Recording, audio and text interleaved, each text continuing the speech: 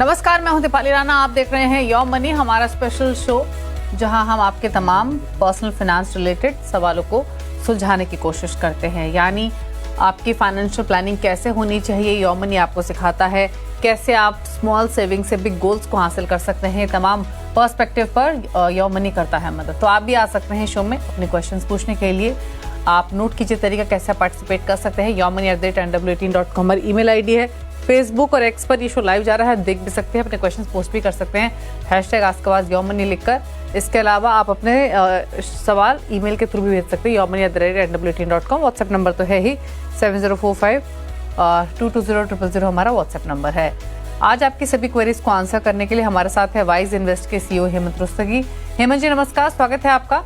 और क्वेरीज लें उससे पहले आज हम बात करेंगे demat versus non demat mutual funds की, कि दोनों के प्रोसेस में क्या डिफरेंस है, एक्सेस के हिसाब से, कन्वीनियंस के हिसाब से, क्या फ्लेक्सिबिलिटी और फीचर्स हैं। तो पहले तो इनफैक्ट इन दोनों अहम मुद्दों पर ही चर्चा करते हैं, बाकी और भी पॉइंट्स पिक करेंगे इस सब्जेक्ट से जुड़े हुए। लेकिन हेमंत जी बताइए पहले तो डीमैट और नॉन डीमैट म्यूचुअल फंड्स के बारे में। दीपाली, आई थिंक ये बहुत ही इंपॉर्टेंट सब्जेक्ट है। मुझे लगता है निवेशकों को जानना जरूरी है कि आप किस तरीके से म्यूचुअल फंड में इन्वेस्ट कर सकते हो। तो ऑब्वियसली जैसा आपने कहा, एक डीमैट के थ्रू है, एक नॉन डीमैट है, जिसको हम popularly statement of account mode कह सकते हैं। तो इन दो तरीके से इन्वेस्टर्स जो है उनको इन्वेस्ट कर सकते हैं। ऑफ कोर्स उसमें से कौन सा चुना जाए, उसमें आपने कुछ जो पैरामीटर्स की बात की कि कन्वीनियंस कहाँ पे है, फ्लेक्सिबिलिटी कहाँ पे है, क्या कोई टैक्सेशन का फर्क है, या इनहेरिटेंस का जो इशू है, या किस तरह से मेरी जो ट्रांजेक्शन होंगी वो कैसी होंगी। तो जाहिर सी बात है, जब दो मोड्स हैं इन्वेस्ट करने के, तो दोनों के अपने प्रोज एंड कॉन्स हैं। बट आई थिंक ये इंपॉर्टेंट है निवेशक को समझने के लिए, डिसाइड करने के लिए कि उन्हें कौन सा मोड लेना है। तो सबसे पहले ये समझना जरूरी है कि जब हम डीमैट या नॉन डीमैट की बात करते हैं, तो अगर आपको डीमैट मोड लेना है तो जाहिर सी बात है कि आपके पास एक डीमैट अकाउंट होना चाहिए, आपके पास एक ब्रोकिंग अकाउंट होना चाहिए।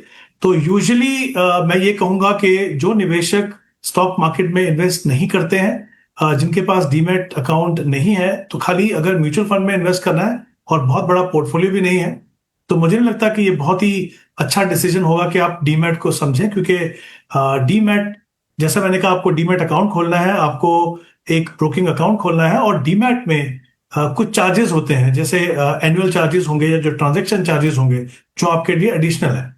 अगर आप ऐसे निवेशक हैं जिसकी संख्या हमारे देश में काफी बढ़ रही है, जो स्टॉक मार्केट में स्टॉक्स में इन्वेस्ट करते हैं डायरेक्टली, वो अगर चाहें तो डेफिनेटली इसको कंसिडर कर सकते हैं। बट ऑफ कोर्स और दूसरे प्रोज एंड कॉन्स हैं जिसको समझने की जरूरत है, क्योंकि यहाँ पे भी मैं कहूंगा कि कॉस्ट का एक इशू डेफिनेटली है।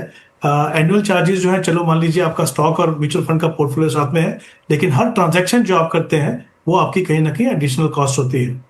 दूसरा, जैसे मैंने कहा, बहुत इंपॉर्टेंट है कि किस तरह की फ्लेक्सिबिलिटी है, ट्रांजेक्शन कैसे होंगी। देखिए, कुछ ट्रांजेक्शन्स हैं जैसे रिडम्पशन है, जो स्विचेस हैं, वो आप जब डीमैट के थ्रू करते हैं तो आपको अपने ब्रोकर और डीपी के थ्रू रूट करना पड़ता है। जबकि अगर आप SOA statement of account mode में अगर आप करते हैं तो डायरेक्टली आप एएमसी के साथ डील करते हैं। तो मुझे लगता है in terms of convenience, in terms of speed, दोनों में एसओए का जो मोड है वो थोड़ा बेहतर परफॉर्म करता है इन टर्म्स ऑफ पैसा आपको जल्दी मिले, क्योंकि वहां पे ब्रोकिंग का, डीमैट में उनका अपना प्रोसेसिंग का भी टाइम आपको देखना है। उसके अलावा दो इंपॉर्टेंट कॉन्सेप्ट है, मैं बहुत यहाँ पे इंपॉर्टेंट बात करना चाहूंगा दीपाली के। हमने देखा है कि over the last few years systematic transfer plan, systematic withdrawal plan, जो बहुत ही इंपॉर्टेंट है उन निवेशकों के लिए जिनके पास लमसम है लेकिन उनको एक साथ इन्वेस्ट नहीं करना है, या ऐसे निवेशक जो कॉर्पस बना के वहां से सिस्टमैटिकली विड्रॉ करना चाहते हैं ताकि वो रेगुलर इनकम बना सके। ये दोनों ट्रांजैक्शन डीमैट के थ्रू करना बहुत ही मुश्किल है, इनफैक्ट नामुमकिन सा कह सकता हूं मैं। तो ये एक बड़ा डिसएडवांटेज है यहाँ पे। दूसरा, अगर मैं बात करूं कि उसके मेरिट्स क्या है डीमैट के, तो डेफिनेटली एक जगह में आपकी सारी ट्रांजैक्शंस आती हैं, और आपको अगर मान लीजिए कुछ इनहेरिटेंस का इशू आता है, यूनिट होल्डर की डेथ होती है, तो डीमैट में आप एक ही जगह कर सकते हो। लेकिन अगर आप एसओए मोड में है तो आपको डिफरेंट म्यूचुअल फंड से डील करना पड़ेगा। लेकिन यहां भी मैं कहना चाहूंगा कि अब जो है, जो दोनों जो डिपॉजिटरी हैं, एनएसडीएल और सीडीएसएल जो है, वो दोनों के दोनों आपको एक कंसोलिडेटेड अकाउंट स्टेटमेंट देते हैं। तो अगर आप एसओए मोड में भी हैं तो आपकी सारी जो होल्डिंग्स हैं, चाहे स्टॉक की हो चाहे म्यूचुअल फंड की हो, वो एक जगह में आती हैं और अगर आप किसी अच्छे डिस्ट्रीब्यूटर या अच्छे किसी एडवाइजर के थ्रू इन्वेस्ट करते हैं तो वो डेफिनेटली आपको मदद करेंगे इन टर्म्स ऑफ इनहेरिटेंस। तो जैसा कि हम देख सकते हैं कि दोनों के प्रोज एंड कॉन्स हैं, बट मुझे लगता है कि अगर आपको सही मायने में अपनी ट्रांजैक्शन को ट्रैक करना है, ये सबसे बड़ा इशू है डीमैट के अंदर के ट्रांजैक्शन को ट्रैक करना वहां पे बहुत ही मुश्किल है। तो अगर मैं ओवरऑल देखूं तो मुझे लगता है कि एसओए के थ्रू इन्वेस्ट करना वो ज्यादा बेहतर है, स्पेशली उन निवेशकों के लिए जो अपने म्यूचुअल फंड को बहुत रेगुलरली और अच्छे तरीके से मॉनिटर करना चाहते हैं। ओके, चलिए, तो आपको दोनों ही पर्सपेक्टिव से राय दी हेमंत जी ने और ये भी बताया कि कौन सा बेहतर ऑप्शन है, और दोनों ही वायबल ऑप्शन है। ऐसा नहीं है कि अगर आप डीमैट के थ्रू म्यूचुअल फंड्स लेंगे तो कोई दिक्कत आपको होगी, ऐसा नहीं है। तो आप अकॉर्डिंगली स्ट्रैटेजी बनाइए, और अगर आप इन्वेस्टमेंट कर रहे हैं तो अगर आप ऑलरेडी म्यूचुअल फंड्स आपने बनाए तो भी आप डीमैट में स्विच कर सकते हैं, ये ऑप्शन भी आपके पास रहता है। लेकिन चलिए आगे बढ़ेंगे, अब सवाल जवाब के सिलसिले को शुरू करेंगे, और हमारे साथ सवाल पूछने के लिए जो पहले व्यूअर हैं वो अमित हैं गाजियाबाद से। अमित नमस्कार, पूछिए अपना सवाल। नमस्कार मैडम। नमस्ते, मैडम मैंने पूछिए। मैडम मैंने अपना पोर्टफोलियो शेयर किया है आपसे। मेरे 7 म्यूचुअल फंड में मैंने इन्वेस्टेड किया हुआ है और करंट वैल्यू मेरे पोर्टफोलियो की 4.5 लाख है। ओके। और मुझे ये है कि मेरा अभी 7 ईयर में मेरा एक 3 मेरे वो हैं गोल हैं। एक तो 7 ईयर में मेरा 20 लाख का है, फिर मेरा 25 ईयर में 1 करोड़ का है, और फिर 35 ईयर में 3 करोड़ का है, और 40 ईयर में जो है 10 करोड़ का है। तो मुझे ये पता करना है कि मैं इस SIP अमाउंट से वो अपने गोल अचीव कर पाऊंगा, और मेरे फंड जो हैं वो ठीक हैं क्या मेरे पोर्टफोलियो में जो फंड है। अमित, आपने जो ये टारगेट डिफाइन किए हैं, ये इन्फ्लेशन को ध्यान में रखकर आपने डिफाइन किए हैं? नहीं मैडम, मुझे ये अमाउंट चाहिए, मुझे इन्फ्लेशन को मैंने नहीं वो किया है। ओके, तो इन्फ्लेशन को ऐड करना है, ठीक है जी। तो पहली बात तो हेमंत जी, ये 20 इयर्स के हैं और अभी आप सिंगल हैं अमित, राइट? जी। ओके, तो 7 साल बाद ये शादी प्लान कर रहे हैं अपनी, और उसके लिए 20 लाख का इनका टारगेट है। 25 साल में एज्यूम कर रहे हैं अपने चिल्ड्रन के एक्सपेंसेस को भी, तो 25 इयर्स में बच्चों की पढ़ाई के लिए 2 करोड़, फिर 35 साल में बच्चों की शादी के लिए 3 करोड़, और 40 साल बाद खुद के रिटायरमेंट के लिए 10 करोड़। तो इंटरेस्टिंग है, मतलब अभी ये 20 इयर्स के हैं, ऑलरेडी म्यूचुअल फंड इन्वेस्टमेंट कर रहे हैं, 4.5 लाख की पोर्टफोलियो की वैल्यू भी बनाई है, और इन्होंने अपने शादी से लेकर बच्चे अपने रिटायरमेंट तक की प्लानिंग अभी से कर ली है। और एक चीज़ जैसे इन्होंने खुद मेंशन की कि इन्फ्लेशन को इन्होंने काउंट नहीं किया है इनके टारगेट्स में, तो उस पर्सपेक्टिव को भी ध्यान में रखते हुए इन्हें सलाह दीजिए। फंड्स में इनके बता देती हूँ, ICICI Pru multi asset 5000, UTI Nifty 50 index fund 5000, similar amount ये डिप्लॉय कर रहे हैं Parag Parikh flexi cap, Kotak mid cap, Nippon India multi cap, Bandhan small cap और SBI कॉन्ट्रा में 35,000 की यानी टोटल SIP है। बताइए इनके लिए सजेशंस। दीपाली, आई थिंक ये परफेक्ट एग्जांपल है। जैसा आपने बिल्कुल सही कहा कि 20 साल की उम्र में आप अपने सारे गोल्स को डिफाइन कर रहे हैं, और आप देख पा रहे हैं कि आप क्योंकि इतना जल्दी अपना इन्वेस्टमेंट प्रोसेस शुरू कर रहे हो, आपके पास हर गोल के लिए लंबा समय है। और ये एक परफेक्ट एग्जांपल इसलिए भी है कि हम देख पाएंगे यहाँ पे कि कितना भी बड़ा आपका टारगेट हो, अगर आप अपने आप को समय दें, लंबा समय दें और सही एसेट क्लास चुने। अगर मान लीजिए आप इक्विटी ओरिएंटेड पोर्टफोलियो बनाते हैं जैसा इन्होंने बनाया है, तो आप देख सकेंगे कि आप एक बहुत बड़ी रकम आपको इन्वेस्ट नहीं करनी है। आपका टारगेट चाहे कितना भी बड़ा हो, और हर गोल के लिए जितना भी आपको अमाउंट चाहिए वो आप इकट्ठा कर सकते हैं। तो आई थिंक ये बिल्कुल परफेक्ट एग्जांपल है, और किस तरीके से प्लान करना चाहिए, शायद ये भी एक बहुत अच्छा एग्जांपल है जिस तरीके से इन्होंने अपने गोल्स को डिफाइन किया है और ये बताया कि कितना कितना समय है इनके पास। जैसा इन्होंने कहा कि इनके पास 4 गोल्स हैं, खुद की शादी का है 7 साल के बाद, फिर बच्चों की एजुकेशन का है, बच्चों की मैरिज का, और खुद की रिटायरमेंट का है, जिसके लिए उनके पास 40 साल का समय है। तो एक एक करके इनका गोल्स को देखते हैं। कुल मिला के इनकी जो SIP है दिवाली, अभी 35,000 की SIP है। तो इनका हमें अमाउंट एलोकेट करना होगा अलग अलग गोल्स के लिए।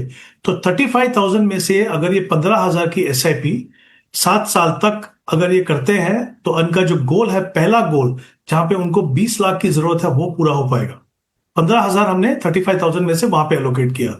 अब यही 15,000 7 साल के बाद 33 ईयर्स तक इनको अवेलेबल होगा इनके रिटायरमेंट के लिए। तो वो अगर ये इन्वेस्ट करें, और इसके अलावा 3,000 रुपए की SIP इनको और करनी होगी, तो कुल मिला के 18,000 की SIP ये 2 गोल्स को पूरा करेगी। यानी जो दूसरा जो गोल है उसमें 10 करोड़ ये डेफिनेटली अचीव कर पाएंगे अगर ये अपना प्रोसेस बिना किसी रुकावट के 40 साल तक कंटिन्यू करते हैं। इसके अलावा इनके पास अभी 17,000 की एसआईपी बची है। 12,000 की एसआईपी जो है वो इनको लगेगी अपने बच्चों की एजुकेशन के लिए, और 5,000 की जो एसआईपी है उससे उनकी जो शादी का जो गोल है वो पूरा कर पाएंगे। इन सभी गोल्स के लिए मैंने जो रिटर्न एज्यूम किया वो 12% है। तो जैसा कि हम देख सकते हैं कि अगर ये अपने जो इन्वेस्टमेंट है उसको गोल्स के साथ सही तरीके से अलाइन करेंगे, यही अमाउंट रखेंगे, तो अगले जो भी इनका टाइम होराइजन है 7 साल और आगे जितना भी टाइम होराइजन अलग अलग गोल्स का है उसमें अपने गोल्स को पूरा कर पाएंगे। एक इंपॉर्टेंट चीज आपने जो हाईलाइट की थी दीपाली यहाँ पे कि उन्होंने इन्फ्लेशन को कंसिडर नहीं किया है, वो बहुत ही इंपॉर्टेंट है। इसमें दो चीजें होंगी। अभी तो इनके पास जैसा मैंने कहा कि 4.5 लाख का अभी एक्यूमुलेटेड कॉर्पस भी है, उसको हमने कंसिडर नहीं किया।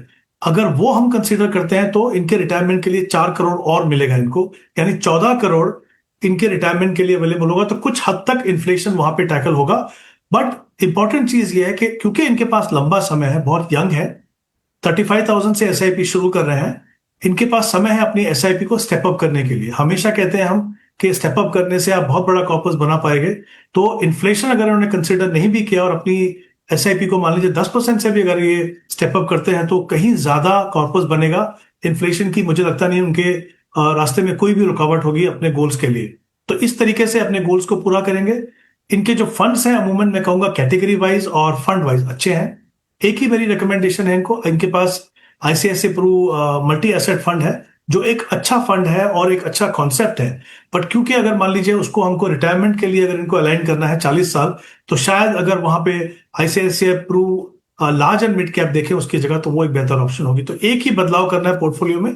और जैसे मैंने कहा कि अगर ये डिसिप्लिन रखते हैं, अपना पूरा टाइम होराइजन कंप्लीट करते हैं, तो इनके कोई भी गोल्स को उनको पूरा करने में कोई रुकावट नहीं होगी। ओके, चलिए, तो ये रही सलाह आपके पूरे पोर्टफोलियो को लेकर। थोड़े बदलाव, थोड़े फंड्स भी आपको सजेस्ट किए गए हैं, बाकी आप अपने गोल्स को हासिल कर लेंगे। प्लानिंग अच्छी है, इन्वेस्टेड रहिए, इन्वेस्ट करते रहिए और टाइम टू टाइम अपने पोर्टफोलियो को मॉनिटर करते हैं क्योंकि एक्सट्रीम लॉन्ग टर्म आपका होराइजन है। बात करते हैं गोविंद प्रजापत की। इन्होंने सवाल भेजा है जोधपुर से। 2 साल में इनका रिटायरमेंट है और मंथली एसआईपी इनकी 9,000 की चल रही है। 6,000 की एडिशनल एसआईपी करना चाहते हैं। तो 2 साल के लिए क्या ये फंड सही है जो इन्होंने एसआईपी बनाई है? 9,000 की एसआईपी के लिए फंड्स इन्होंने बहुत सारे रखे हैं अपने पास। Nippon India growth mid cap 1000, ICICI Pru large and mid cap, ICICI Pru India opportunities, Nippon India multi cap, Tata value, Nippon India small cap, Nippon India flexi cap, HDFC flexi cap, HDFC small cap, ICICI Pru large and mid cap. तो बताइए क्या suggestion इनके लिए? देखिए, 2-3 important aspect है दीपाली इनके case में। इन्होंने कहा कि इनके रिटायरमेंट के लिए अभी 2 साल का समय है। इन्होंने ये नहीं कहा है कि 2 साल के बाद क्या ये कंटिन्यू कर सकेंगे कि नहीं। दूसरा, 2 साल के बाद क्या इस पोर्टफोलियो में से उनको कुछ पैसे की जरूरत है अपनी रेगुलर इनकम को पूरा करने के लिए, या इस इन्वेस्टमेंट को कितना लंबा समय तक वो रख पाएंगे। हाँ, अब क्योंकि ये इन्फॉर्मेशन नहीं है तो हम अगर ये मान के चलते हैं कि 2 साल इनके पास समय है, तो जाहिर सी बात है कि बहुत बड़ा बहुत एग्रेसिव पोर्टफोलियो नहीं बना पाएंगे क्योंकि 2 साल के बाद इनको रिटायर होना है। और अगर मैं ये एज्यूम करके चलूं कि इनको इस इन्वेस्टमेंट से कुछ समय तक, कुछ सालों तक पैसे की जरूरत नहीं है और उसको इन्वेस्टेड रख सकते हैं, तो मुझे लगता है कि ये बिल्कुल सही रहेगा उनके लिए। और दूसरी इंपॉर्टेंट चीज, जैसा आपने कहा कि 9,000 के लिए इनके पास 10 फंड्स हैं। ऑब्वियसली एक ओवर डाइवर्सिफिकेशन है पोर्टफोलियो में, इसको कंसोलिडेट करने की जरूरत है, यानी फंड्स को कम करने की जरूरत है। साथ ही क्योंकि बहुत लंबा समय नहीं है रिटायरमेंट का, और ये भी हम बहुत क्लियर नहीं कि कितना समय तक रखेंगे, कुछ साल भी होंगे, तो भी पूरा इक्विटी में पोर्टफोलियो बनाना मुझे लगता है थोड़ा सा रिस्की होगा। तो एक इनके लिए सलाह ये है कि इनका जो पोर्टफोलियो हो, एक तो उनमें नंबर ऑफ फंड्स कम हो, दूसरा इनकी कोशिश होनी चाहिए कि एक मिक्स हो इक्विटी का और हाइब्रिड फंड्स का। और इक्विटी में भी बहुत ज्यादा एग्रेसिव जो फंड्स कैटेगरी हैं उनको अपने पोर्टफोलियो में आप शामिल मत कीजिए। तो मेरी रिकमेंडेशन ये रहेगी कि 4 फंड रखिए आप अपने पोर्टफोलियो में। जो इनकी टोटल इन्वेस्टमेंट है अभी, तो उसमें आप एचडीएफसी फ्लेक्सी कैप रख सकते हैं, आईसीआईसीआई इक्विटी एंड डेट रख सकते हैं, और निपॉन इंडिया मल्टी कैप और एक एचडीएफसी का फ्लेक्सी कैप। तो इस तरह से दो हाइब्रिड फंड होंगे और 2 इक्विटी फंड होंगे। ये इनको रखने की जरूरत है। और ये 15,000 हमने इसलिए लिए हैं क्योंकि इन्होंने कहा है कि कुछ और पैसा 5,000 भी इन्वेस्ट कर सकते हैं।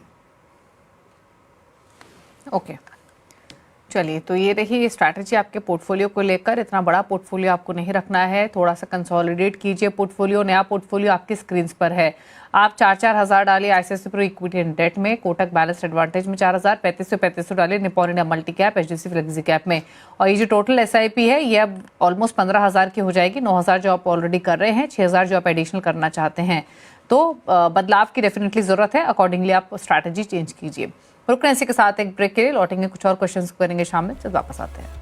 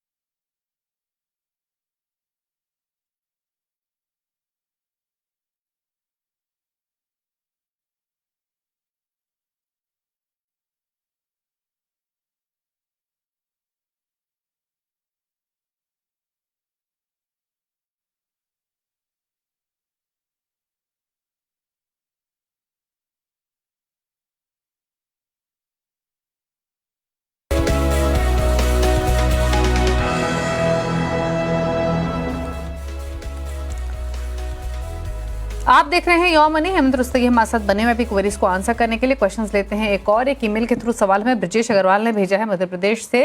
62 साल इनकी उम्र है, 27,500 की एसआईपी चल रही है, 15 लाख की पोर्टफोलियो की वैल्यू है और 10 ईयर्स में 2 करोड़ का टारगेट है। प्लस ये लमसम इन्वेस्टमेंट भी करना चाहते हैं 15 लाख की। कहाँ करें ये भी जानना चाहते हैं।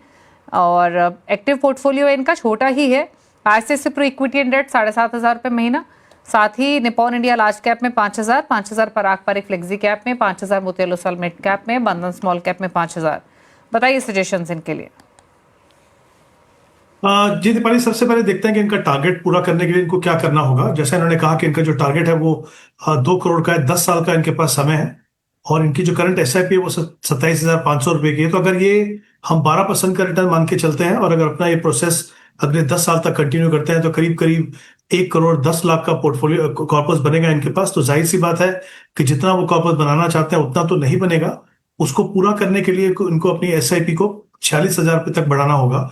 यानी कुल मिला के जैसा कि आप देख सकते हैं कि एडिशनल SIP करने की जरूरत है उनको। तो 10 साल का समय इनके पास, कोशिश करनी चाहिए जितना जल्दी हो सके अपने इन्वेस्टमेंट अमाउंट को बढ़ाएं ताकि अपने जो टारगेट है वहां तक वो पहुंच पाए।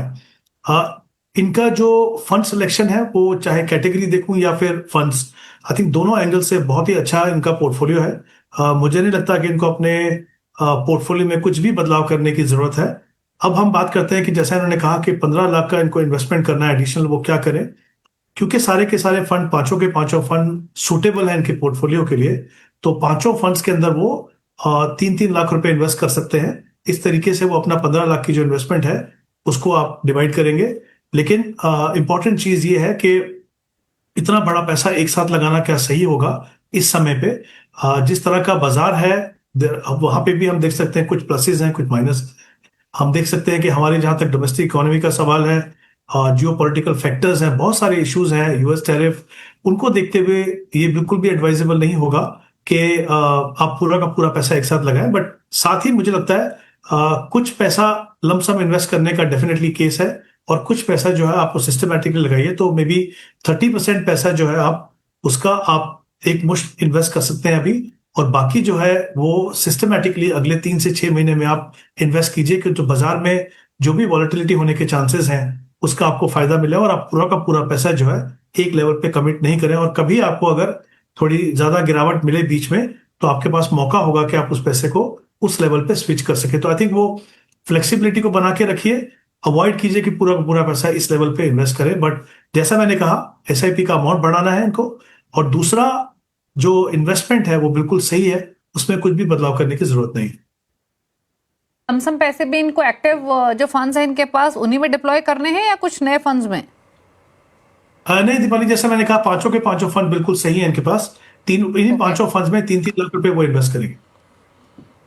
ठीक है, चलिए अगला सवाल लेते हैं। तुषार का सवाल है महाराष्ट्र से, 20 लाख रुपए लमसम लगाने हैं, बाजार में गिरावट का इंतजार करना है या मौजूदा स्तरों पर ही निवेश कर दे, सारा निवेश एक साथ करे या सिस्टमैटिक ट्रांसफर प्लान के थ्रू, फ्लेक्सी कैप में निवेश करे या और फ्लेक्सी कैप में अगर निवेश करे भी तो पराग पारिक का फ्लेक्सी कैप बेहतर है जिसने हिस्टोरिकली काफ़ी स्ट्रॉन्ग रिटर्न दिए हैं, HDFC फ्लेक्सी कैप चुन सकते हैं, 2 स्मॉल कैप और अगर 1 मिड कैप लेंगे तो रिस्क क्या ज़्यादा होगा।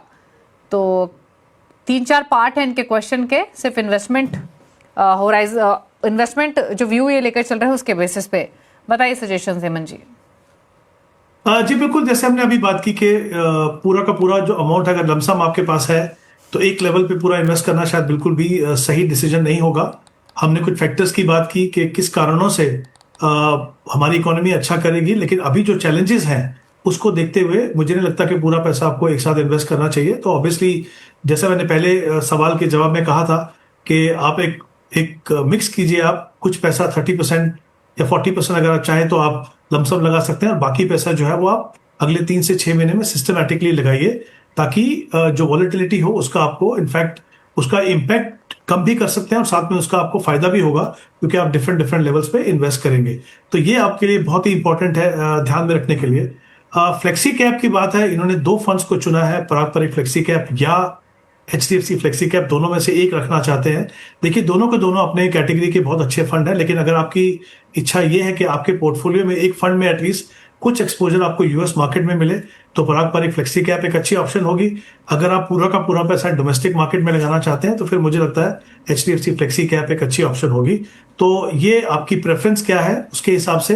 इन टर्म्स ऑफ क्वालिटी जैसे मैंने कहा दोनों के दोनों फंड्स काफी अच्छे हैं, कोई भी फंड आप ले सकते हो। इसके अलावा इन्होंने कहा कि कुल मिला के वो 4 फंड रखना चाहते हैं। ऑब्वियसली मिड कैप अगर स्मॉल कैप में अगर आप जाएंगे तो वॉलेटिलिटी थोड़ी बढ़ेगी। लेकिन अगर आपके पास लंबा समय है, आप सिस्टमेटिकली अगर आप इन्वेस्ट करते रहेंगे, तो इन दोनों जो सेगमेंट हैं स्मॉल और मिड, इनमें ये पोटेंशियल है कि आपको लार्ज कैप से बेहतर रिटर्न देंगे। तो मुझे लगता है कि उनका होना उनके पोर्टफोलियो में बहुत जरूरी है। तो ये 4 फंड कौन से होंगे इनके? एक फंड फ्लेक्सी कैप, दोनों में से कोई भी एक चुन सकते हैं, जैसा मैंने इनको बताया कौन से फैक्टर इनको कंसिडर करने हैं। इसके अलावा मोतीलाल ओसवाल मिड कैप ले सकते हैं, इन्वेस्को स्मॉल कैप और कोटक मल्टी कैप। ये 4 फंड्स हैं, इनमें आप इन्वेस्ट कीजिए। मुझे लगता है 4 फंड्स का जो आपको पोर्टफोलियो बनाना है, ये बिल्कुल सही मिक्स रहेगा इनके लिए। ओके, चलिए, तो ये रही स्ट्रैटेजी आपके लिए और अकॉर्डिंगली आप प्लान कीजिए। चलिए, थैंक यू हेमंत जी आने के लिए शो में और सभी क्वेरीज को आंसर करने के लिए। जाते जाते आप देखिए हेमंत जी के टॉप 4 फंड्स आपकी स्क्रीन पर, अगर उनकी चॉइस के हिसाब से पोर्टफोलियो क्रिएट करना चाहते हैं। इसी के साथ योर मनी में तो इतना ही। नमस्कार।